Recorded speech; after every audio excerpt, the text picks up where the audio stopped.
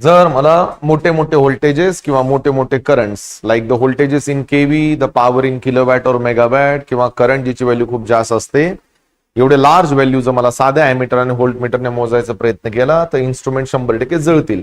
So instrument न जळू द्यायचे असतील तर व्होल्टेज आणि करंटची व्हॅल्यू कमी करावी लागते. सो याला मध्यस्थी म्हणून वापरलं जातं. मध्यस्थी म्हणजे मेडिएटर. ही तुमची लाईन, हे तुमचा व्होल्टमीटर, दोघांच्या मध्ये इन्स्ट्रुमेंट ट्रान्सफॉर्मर टाकला जातो, ज्याचे दोन काम आहेत. एक तर करंटला कमी करणे किंवा व्होल्टेजला. जर मला करंटला कमी करायचं असेल then it is called as CT, आणि व्होल्टेजला कमी करायचं असेल then it is called as, मी कशाबद्दल बोलतोय सध्या, सीटी ऍक्च्युअली कसा दिसतो ते पण सांगतो. तुम्ही सगळ्यांनी बघितलेला आहे, फक्त तुम्हाला माहित नाही की त्याला सीटी म्हणतात. सो जरा लक्ष देऊन आहे का. सगळ्यात पहिला प्रश्न हा आहे की सीटी हा स्टेप अप आहे का स्टेप डाऊन. 2 मिनिटात क्लिअर करतो. आपलं टार्गेट काय रे बाळांनो, आपल्याला कोणाला कमी करायचंय. करंट डायरेक्ट कमी होत नसतो. सांगा बरं, ट्रान्सफॉर्मर मध्ये करंट आणि व्होल्टेजचं रिलेशन काय, डायरेक्टली की inversely. Inversely. Very good answer. So इथं तुम्ही व्होल्टेजला वाढवता पण करंटला काय करता. मग करंटला कमी करण्यासाठी तुम्ही व्होल्टेजला वाढवताय ना. जर व्होल्टेजला वाढवत असेल तर याला आपण कोणता ट्रान्सफॉर्मर म्हणता. That's the point. So diagram draw करताना प्रायमरी वाइंडिंगचे नंबर ऑफ टर्न्स कमी दाखवायचे, सेकंडरी वाइंडिंगचे नंबर ऑफ टर्न जास्त दाखवायचे. स्टेप अप ट्रान्सफॉर्मर म्हणून काम करते, ज्याचं काम आहे व्होल्टेजला वाढवणं पण करंटला कमी. थोडं डीपली जात आहे, लक्ष देऊन आहे का. कोण सांगेल इथं प्रायमरी आणि सेकंडरी वाइंडिंग मध्ये कोणती वाइंडिंग थिक आहे आणि कोणती वाइंडिंग थिन आहे. हे थिक आणि थिन करंटवर जास्त डिपेंड करतं ऍज कम्पेअर्ड टू व्होल्टेज. इकडे करंट जास्त आहे ना, सो प्रायमरी वाइंडिंग कशी असेल बोलत चला, थिक. आणि इकडे सेकंडरी वाइंडिंगचा करंट तुमच्या कमी आहे, इकडे वाइंडिंग कशी असेल. आणि तुम्ही सेकंडरी वाइंडिंगच्या मध्ये करंटला कमी केलं आणि ते कमी केलेला करंट तुम्ही कशातून पाठवला. आता मला सांगायचं, ॲमीटर मी डायरेक्ट जोडला असता तर जळाला असताना. तुम्ही मध्यस्थी कोणाचा वापर करत आहे, सीटीचा. सीटी ऍक्च्युअली दिसायला कसा असतो तो या प्रकारे असतो. समजा माझ्याकडे एक ट्रान्समिशन लाईन आहे, ज्याचा पहिला फेज आहे. कोणता फेज आहे. मी ट्रान्समिशन लाईन बद्दल बोलतोय, डिस्ट्रीब्युशन लाईन बद्दल बोलत नाही. इकडे लक्ष. ट्रान्समिशन लाईन मध्ये करंट कमी असतो का जास्त असतो. जास्त. हा मोठा करंट या आर फेज मधून चालला तर त्याच्यावर एक कॉपरची एक आयर्न कोर टाकला जातो, जो आपण आपल्या हातामध्ये कंगन विअर करताना त्याच पद्धतीने. याची ऍक्च्युअल डायग्राम पण आहे माझ्याकडे, मी तुम्हाला दाखवतो. त्याच्यावर एक गोल असा कोर असतो, कोरच्या वर इन्सुलेशन असतं, इन्सुलेशनच्या वर कॉईल असते. कॉईल मधून 2 टर्मिनल बाहेर काढले जातात आणि त्या मेजरिंग इन्स्ट्रुमेंटला पाठवले जातात. ज्या मेजरिंग इन्स्ट्रुमेंटचा यूज करून आपल्याला करंट मोजायचा आहे, म्हणजे इन द सेन्स आपण कोणाला पाठवत आहे, ॲमीटर. हो का नाही. आता सगळ्यात मोठा प्रश्न आहे की आर फेजला, ह्या कोरला तुम्ही कोर तर फक्त या आर फेजवर टाकून दिलाय. आत्ताच सांगतो, या दोघांमध्ये कसल्याच प्रकारचं कनेक्शन नसतं. मेजरमेंट मध्ये आठवतं, अशीच एक डायग्राम मी ड्रॉ केली होती, कुठे सांगू, क्लॅम्पॉन मीटर आठवतं का. आकडा असतो असा, केबल मध्ये टाकायचं बंद करायचं. दोघात काही कनेक्शन होतं का. सेम फंडा आहे. तुम्ही आर फेजला तोडलं का नाही. आर फेजला न तोडता त्याच्यावर तुम्ही कोर टाकला, म्हणजे चेक करा याच्यात आणि याच्यात कसल्याच प्रकारचं कनेक्शन. 2च मिनिटात वर्किंग सांगतो. हा जो आर फेज आहे तो तुमची कोणती कॉईल म्हणून काम करत आहे, प्रायमरी कॉईल. आणि सेकंडरी कॉईल त्याच्यावर आहेच ना, जी तुम्ही कोरवर लावली. जेव्हा तुम्ही आर फेज मधून एक हेवी करंट पास करता, तो आर फेज त्याच्या साईडला एक फील्ड बनवतो. फील्ड की मॅग्नेटिक फील्ड, ज्याला आपण अल्टरनेटिंग फ्लक्स म्हटलं तरी चालेल. तो अल्टरनेटिंग फ्लक्स काय करतो, या धातूमधून पास होतो. धातूमधून अल्टरनेटिंग फ्लक्स पास झाले की फॅरेडेचा रोल आला. According to Faraday's law of electromagnetic induction, when this alternating flux is links to the coil, it produces e का ईएमएफ.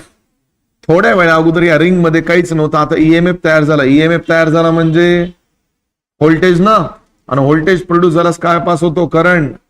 I1 की I2. फक्त फरक एवढाच आहे की तुमचा I2 वाढला का कमी झाला. कमी झाला, आणि तो कमी झालेला करंट तुम्ही ॲमीटर मध्ये पाठवता आणि ॲमीटरच्या मदतीने तुम्ही त्या याची व्हॅल्यू काय करता, मेजर करता. पण याचं एक छोटं डेरिव्हेशन पण आहे, 2 मिनिटं सांगतो. सांगा बरं याचं पूर्ण वर्किंग प्रिन्सिपल. सेल्फ इंडक्शनवर आहे का म्युच्युअल इंडक्शन. एवढा वेळ लागतो बापरे. अरे ट्रान्सफॉर्मर म्हणले की म्युच्युअल इंडक्शनच. फक्त एकच ट्रान्सफॉर्मर आहे जो सेल्फ इंडक्शनवर काम करतो. कोणता, ऑटो ट्रान्सफॉर्मर. सोडून द्यायचा एक फॉर्म्युला ते पण सांगतो. लेट. सांगा बरं ट्रान्सफॉर्मेशन रेशोचा फॉर्म्युला काय होता बाळांनो. V2/V1 can be written as I1/I2. मी या 2 रिलेशनचा यूज करताय, मी थोड्याला बाहेर काढतो. V2/V1 can be written as I1/I2. Gutte सरांचं टार्गेट काय, I2 ना मी याचा रेसिप्रोकल घेतो, या पूर्ण टर्मचा मी घेतला रेसिप्रोकल. V1 गेला वर, V2 गेला खाली, I2 गेला वर, I1 गेला खाली. गुट्टे सरांचं टार्गेट I2 आहे, so right side goes to the left side and left side goes to the right side. माझं टार्गेट आहे I2 आहे, so I2 is equals to V1 upon V2 into I1 कुठे गेला, denominator to numerator. कोण सांगेल V1 bye V2 ला K म्हणता की 1 बाय K म्हणता? What is the formula of K? Transformation रेशोचा फॉर्म्युला काय असतो? V2 बाय, पण इथं काय V1 बाय, इट्स K की 1 by K. So I got the final answer. I2 can be written as I1 upon K. पोरं म्हणतील मग गुट्टे सरा K कुठे असतो? K त्या ट्रान्सफॉर्मरचा पॅरामीटर असतो जो दिलेला असतो न्यूमेरिकल मध्ये.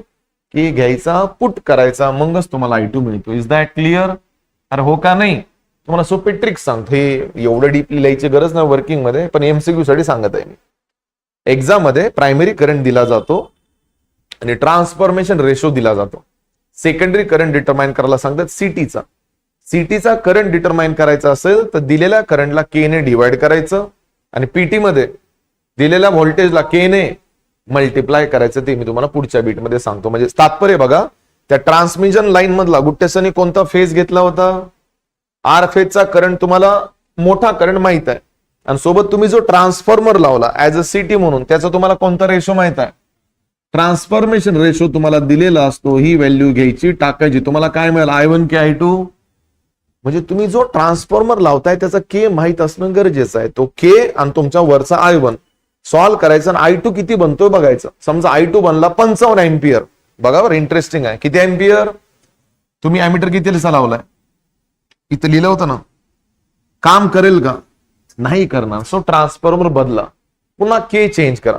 K पुट करून बघितला, मला करंट मिळाला समजा 22 एम्पियर. काम करेल का?